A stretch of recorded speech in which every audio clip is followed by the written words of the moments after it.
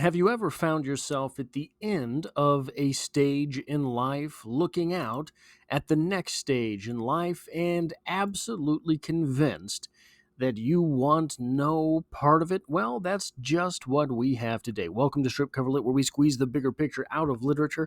I'm Adrian Fort, and we are here for In the Waiting Room by Elizabeth Bishop, a poetry discussion video which will appear in the poetry discussion playlist on the channel, now approaching 700 videos strong.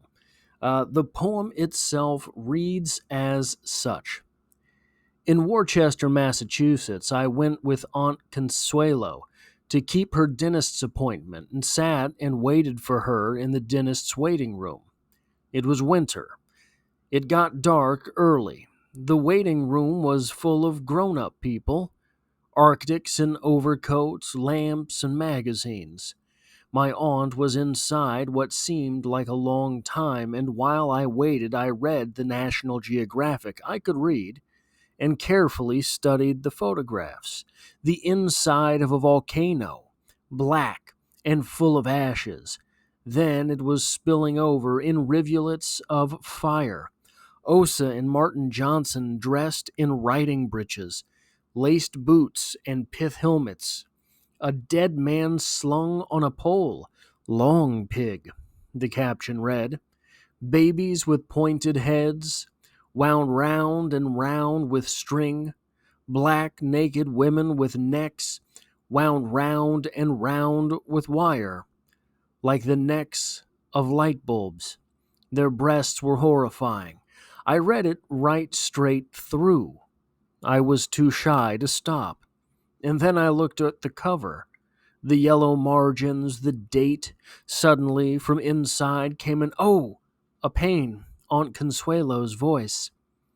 Not very loud or long. I wasn't at all surprised.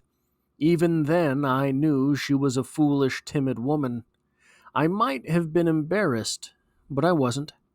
What took me completely by surprise was that it was me, my voice, in my mouth. Without thinking at all, I was my foolish aunt. We were falling, our eyes glued to the cover of the National Geographic, February 1918. I said to myself, 3 days and you'll be 7 years old. I was saying it to stop the sensation of falling off the round, turning world into cold, blue-black space. But I felt, you are an I. You are an Elizabeth. You are one of them. Why should you be one too? I scarcely dared to look, to see what it was. I was. I gave a sidelong glance. I couldn't look any higher at shadowy gray knees, trousers and skirts and boots and different pairs of hands lying under the lamps. I knew that nothing stranger had ever happened, that nothing stranger could ever happen.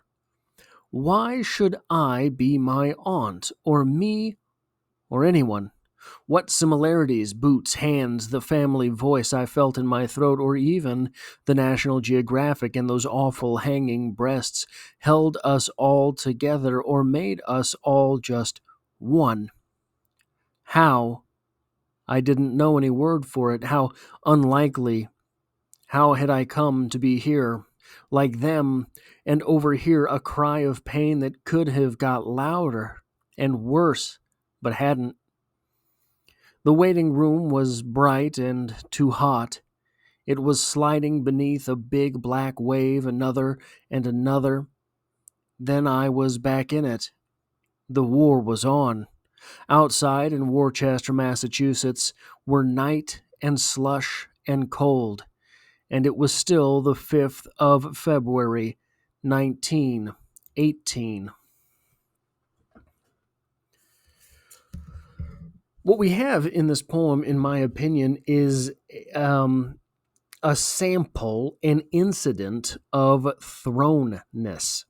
Thrownness, a philosophical idea, that we are all sort of thrown into existence and that we have no real bearings on who we are, on where we are, on what we are. We didn't choose to be here. We just get thrown into reality. In my opinion, that's the moment that our speaker here is sort of transfixed as both herself and her aunt. And in that moment, she is really confused about everything. Nothing is real. Nothing feels real. Nothing feels as if it is forever. Nothing feels as if it always had been. It feels very, whoops, I woke up. Woke up in this moment of confusion, in this moment of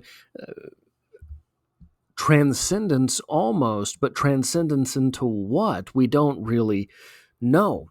But this is at the heart of it. So the element of thrownness in here is sort of a temporary thing to take us out of what would have otherwise been a very mundane poem, waiting in the waiting room, right? And then all of a sudden, I am me, but I am my aunt. It is the awakening to an adulthood and the hope that our speaker never gets to this adulthood. Our speaker realizes that what's next. So she's 7, I think she said in the poem, 7, and after that, you kind of just are a little bit more of an adult day after day after day after day until eventually you have to go to the dentist's office and they do things to you that are painful. One of the interesting quirks of the poem is that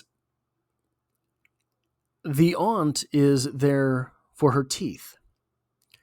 One of the ironies of this being a visit to the dentist's office as opposed to anything else is that our speaker is ruining the coming adulthood. Adulthood and the mentions of winter here are, they put you in the long pig and the death wrought by a volcano. All of these things put you in the mindset of death. And part of the explosion of life expectancy that our species has gone through over the last few thousands of years is that rarely anymore do we die from complications with the teeth. It used to be a long, long time ago. Probably that was one of our leading causes of mortality. A tooth infection. You lose a tooth, you get it infected, that infection's in your head, right? Very short paths there to death. And complications with the teeth, they're not gone, but they are not what it was that they used to be. We do not live the high contact lifestyles that we used to live that would make you lose teeth every once in a while. Now, if we lose teeth, normally it's poor hygiene, something of the sort, but it is not getting hit in the face by a woolly mammoth. So, being at the dentist is a good sign for society because it means that dentists are necessitated by humans living longer and longer. Then we have the National Geographic mentioned here. The irony there is that National Geographic is one of those publications known for sending people to foreign and wild locations. That's what is talked about in the poem itself. The speaker here is mentioning all of these forms of cannibalism, these individuals who are with the long breasts, right? The element of the National Geographic is thrown in because of the image of a journalist, a photographer, someplace they quote unquote don't belong. That is where our speaker is coming to us from where our speaker is coming to us.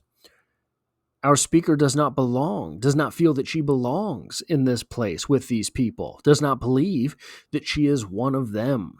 She's looking around their kneecaps and their hands, etc. I am not one of them. But she is. Just like all of those National Geographic photographers being sent places where they quote unquote don't belong. They're photographing other humans. So this is a poem that contains many ironies in itself. Also a very charming poem, I think. But that is what I have for this poetry discussion. If you like or appreciate what it is that I do here, hitting the like button really does help me out, as it tells YouTube to share this video with other literature lovers. If you find yourself here by chance but not design, literature is the only thing that I talk about on this channel, dropping multiple videos every single week. There's poetry every Monday, and I hope to have you back for the next one.